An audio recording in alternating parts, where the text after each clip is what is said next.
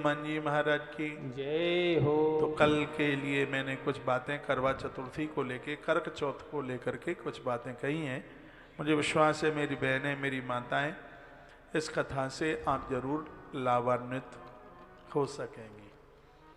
तो व्रत पूरा होने के तत्पश्चात में फिर व्रत का पारण कर लिया जाता है, व्रत को खोल लिया जाता है।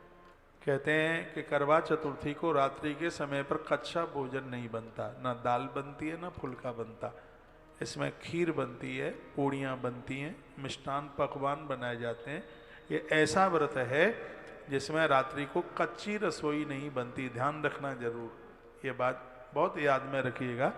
इसमें पकवान बनते हैं, इसको पक्का भोजन कहते हैं। पक्का भोजन ही इसमें बनता है, तो सब लोग उसमें पक्का भोजन। कितनी भी भूख लगे, अरे भूख लगे इतनी लगे कि दम निकल जाए तो दम को निकल जाने देना। जब तक माताएं चंद्र दर्शन पूजन ना कर लें तब तक रसोई को जूठा ना करें, उतना इंतजार कर लेना, ठीक है। 7:30 पौने 8 लास्ट 8 बजे तक तो सब पूजा हो ही जाएगी। तो उसके बाद में फिर आप भोजन प्रसाद आप ले लीजिएगा। हाँ। एक बात और मैं कह दूं, कल कर्क चतुर्थी है, करवा चौथ है। यदि काम से किसी नारी का पति बाहर गया हो, दूर गया है, परदेश गया, तो फोन पर लड़े नहीं, झगड़ा न करें। कहेंगे दुनिया का पति घर पर है, तुम्हें आज का ही दिन सूझा था जाने के लिए। तो ये भगवान को कहना कि ये परमात्मा, दुनिया में इतने इंसान हैं, लेकिन अपने किसी काम के लिए आपने मेरे पति का चुनाव किया, हम तो आपका धन्यवाद करते हैं। तो उनसे फोन पर बात कर लेना, ठीक है। वीडियो कॉल, आजकल तो विज्ञान का समय है, वीडियो कॉल पर बात कर लेना, फोन पर बात कर लेना, मुस्कुराते हुए बात करना। लड़ाई नहीं, बिल्कुल झगड़ा नहीं, क्योंकि कल का ये त्योहार है, इतना अद्भुत है। और काम से आदमी को बाहर जाना ही होता है, लेकिन वो शरीर से जरूर गया है, लेकिन उसकी आत्मा आपके पास है, उसका ध्यान आपके पास है। फोन पर बात कर लेना, वीडियो कॉल कर लेना। तो कोई ऐसी कोई बहुत बड़ी आफत नहीं आ गई है कि पति क्यों नहीं है हमारे पास। तो इस बात का भी जरूर ध्यान रखिए। वो किसी विशेष काम से गया है तो उसमें आप सहयोग करें, मुस्कुराते रहिए। उतनी ही खुशी होनी चाहिए आपको जितनी खुशी आपको रोज होती है। अब मैं 5वीं बात बताने के लिए जा रहा हूँ जो बहुत इम्पोर्टेंट है। वो ये है, थोड़ा कमाई और खर्चा देखना।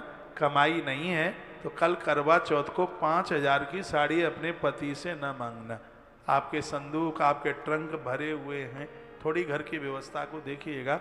ऐसा नहीं है कि बहुत बड़े महंगे गहनों के द्वारा, बहुत कपड़ों के ही द्वारा यह व्रत पूरा होगा। इस व्रत में तो संकल्प लिया जाता है, पति संकल्प लेता है कि चंद्रमा की मुस्कुराहट के साथ ही हम अपना जीवन जिएंगे। नारी भी ऐसा ही संकल्प लेती है। ऐसा नहीं है ज़्यादा गहनों से व्रत पूरा हो जाता है, और ऐसा भी नहीं है कि इस व्रत में बहुत ज़्यादा कपड़े लत्ते, साड़ी लहंगा फरिया चाहिए तभी ये व्रत पूरे होंगे। अब साड़ी वाले जो दुकानदार हैं उनको तो ये मेरी बात अच्छी नहीं लगेगी, अब ना लगे तो ना लगे। मैं तो आपको मैं बोल रहा हूँ, यदि आपके पास में उतनी पति के पास में व्यवस्था नहीं है तो आप कोई बहुत बड़ी सी आप मांग बिल्कुल नहीं रखिएगा। अब एक प्रश्न उठता है, क्या इसमें हम पहना हुआ कपड़ा पहन सकते हैं? मैं कहूँगा एक बार के लिए नया न हो कोई बात नहीं, पर धुला हुआ होना चाहिए। वो उसको यूज ना किया गया हो, वो वस्त्र है, उसको सीधे पहन के उतार के रख दिया फिर आपने पहन लिया नहीं। यदि वो धुल गया है, कहते हैं कि वस्त्र धुलने के बाद पावन हो जाता है, वस्त्र धुलने के बाद पवित्र हो जाता है। और वस्त्र में कहीं रीठा लगा करके धो दिया जाए तो वो तो पावन का भी पावन हो जाता है। बाजार में रीठा मिल जाता है, और वो उसको आपने कुछ नहीं मिला, आपने पानी में भी निकाल करके और उसको आपने धो दिया। ये बातें कौन बताएगा आपको? देखिए, पानी में निकाल करके आपने सुखा दिया है उसको, और वो पवित्र हो गया है, वो पावन हो गया है, फिर उसको आप बिल्कुल पहन सकते हैं। उसमें कहीं भी किसी भी प्रकार का कोई दोष नहीं है। इसमें जितना पुण्य तुम्हारा, अपराध मेरा। हाँ, यदि ऐसी कोई बात है तो।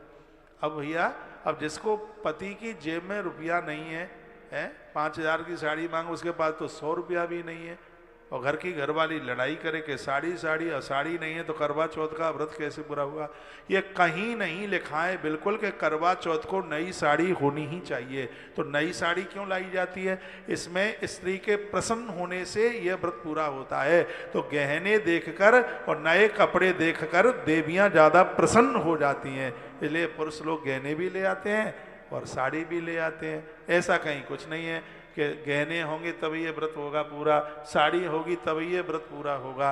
एक नारी की खुशी प्रसन्नता के लिए पुरुष ऐसा करता है।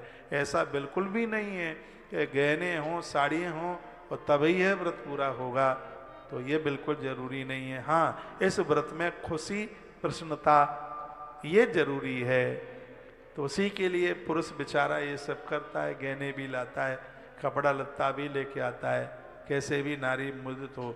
और मैं कहूँगा नारी को विचारों से प्रसन्न होना चाहिए, ना कि कोई सांसारिक वस्तुओं से। है विचार, खुशी, प्रसन्नता, ये साल में आने वाला ये त्यौहार है, ये आपको मुदित करे, ये आपको प्रसन्न करे।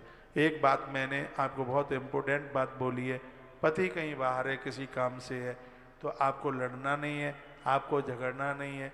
जो व्यक्ति 20 साल से हर करवा चतुर्थी को आपके पास रह रहा है, तो एक साल नहीं रहा तो कौन सी बात है, कहीं किसी काम से चला गया, कहीं बाहर चला गया, तो ना लड़ाई, ना कोई झगड़ा, ना कोई कुछ भी नहीं, बिल्कुल भी उसी खुशी के साथ, उसी प्रसन्नता के साथ में रहिए।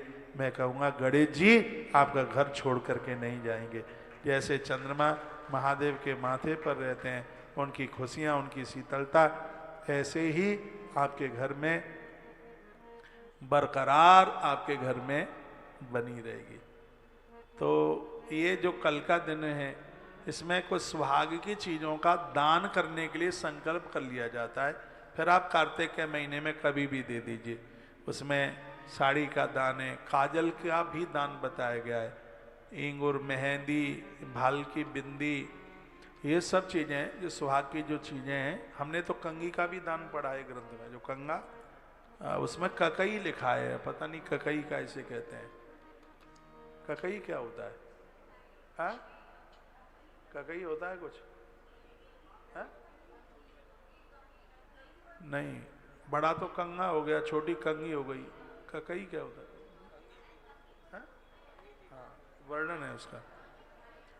बोलो बांके बिहारी लाल की जय हो, श्री हनुमान जी महाराज की जय हो, आज के आनंद की जय हो। जय जय श्री राधे श्याम।